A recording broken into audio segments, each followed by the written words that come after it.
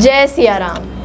आज मैंने फिर से कुछ प्रश्नों को संकलित किया है जो कि आपके द्वारा पूछे गए हैं और उन्हीं सब के उत्तर के लिए हमारे सामने उपस्थित हैं आचार्य रजनीकांत श्रीवास्तव जी। स्वागत है आपका। जय सिया राम। जय श्री राम। जय हनुमान जी।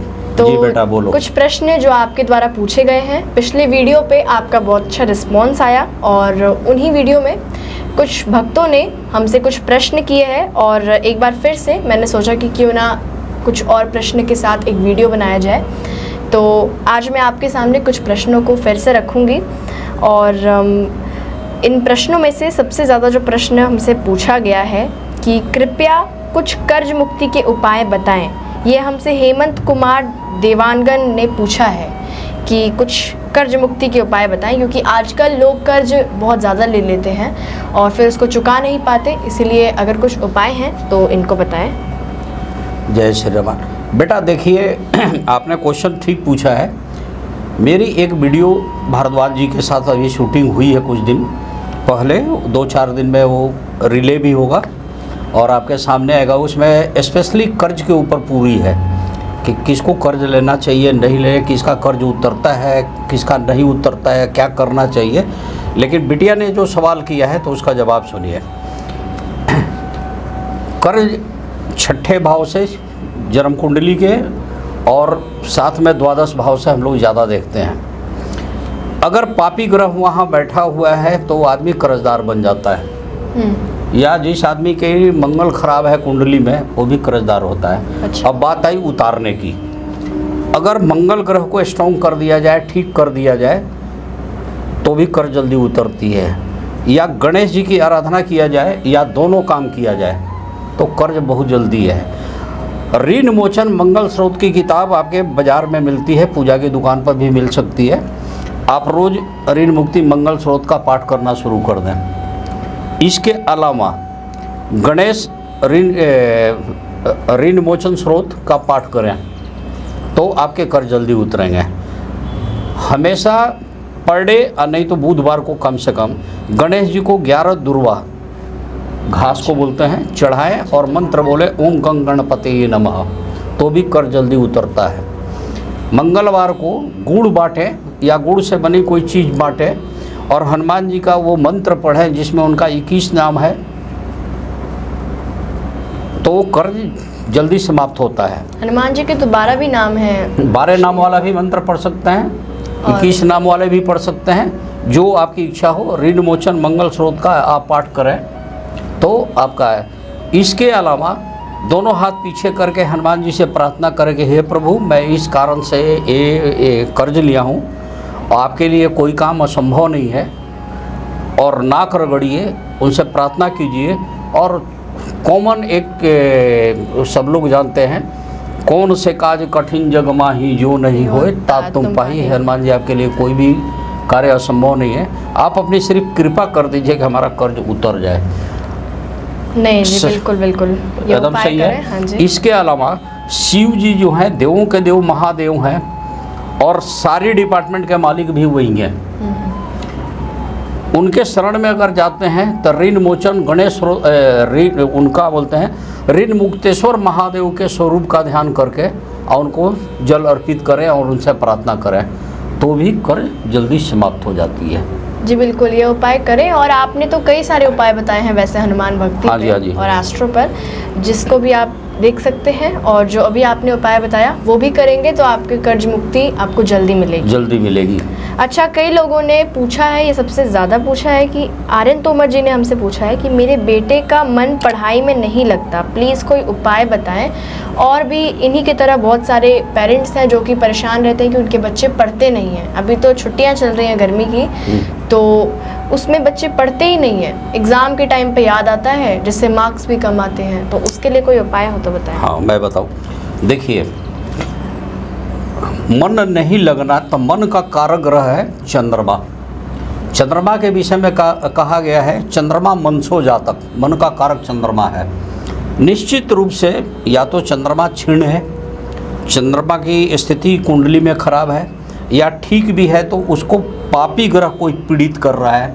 जैसे राहु पीड़ित कर देता है, या केतु पीड़ित कर देता है, या शनि पीड़ित कर दिया, तो क्या देखेंगे कि बच्चे के पढ़ाई से ध्यान इधर उधर भटक जाता है। मैंने छोटी छोटी मैं टिप्स बताता हूँ, और पढ़ाई के लिए सबसे बढ़िया मैं 2-3 चीज़ें दे दूँ छोटे बच्चे के लिए, क्योंकि कई बार छोटे बच्चे से एस्ट्रोलॉजी का उपाय वो क्या जानते हैं, तो गार्जियन को ही देखना है। पढ़ते वक्त उनके पीठ पीछे दीवार होनी चाहिए, पूरब की तरह या उत्तर की तरफ उनका फेस होना चाहिए, नॉर्थ या ईस्ट में, उससे ज्ञान बढ़ती है। अच्छा। ये ध्यान रखिएगा। और स्टडी टेबल के पास हल्दी की 5 या 7 गांठ पीले कपड़े में बांध करके रख दें, और सरस्वती जी की तस्वीर वहाँ होना चाहिए। पढ़ने से पहले उसको प्रणाम करके बैठें, या फिर पढ़ाई समाप्त करें तो भी प्रणाम कर लें। और ऐसे बच्चों को फोर्स किया जाए सरस्वती चालीसा पढ़ने के लिए।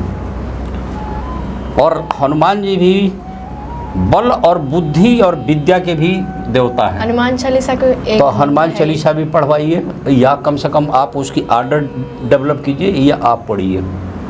एक चीज़ है, सरस्वती चालीसा भी बोला, हनुमान चालीसा भी बोला। आप बुद्धि के दाता गणेश जी भी हैं, तो गणेश जी को भी वंदना करवाइए, प्रणाम करवाइए। तो सभी देवताओं में पहले गणेश जी की पूजा करनी चाहिए।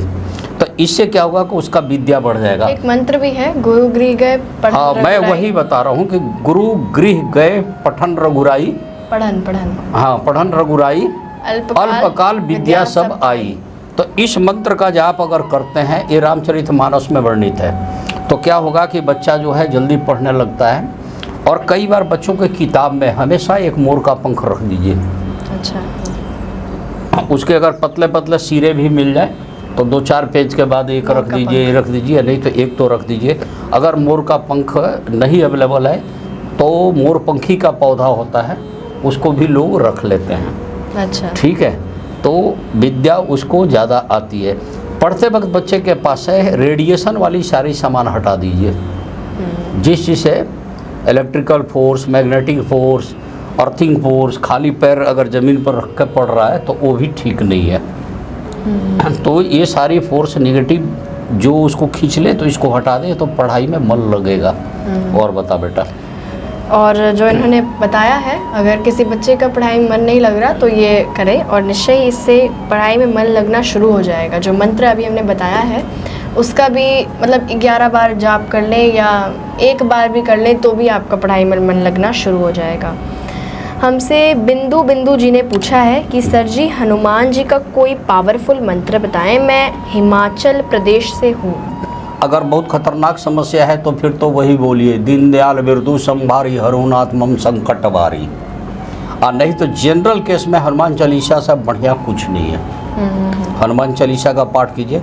अगर आपके पास टाइम है तो आप 11 बार सुबह और 11 बार शाम करना शुरू कर दीजिए। ठीक अच्छा। है, आपकी समस्या निश्चित रूप से ख़त्म हो जाएगी। ये मेरा अपना विश्वास है हनुमान जी के प्रति। अच्छा, और मतलब हनुमान जी का पावरफुल मंत्र उन्होंने पूछा है। तो कई सारे ऐसे तो मंत्र हैं हनुमान जी के, लेकिन आपने जो बताया वो करिए और इससे ही आपको निश्चय ही आपकी समस्या ख़त्म हो गई।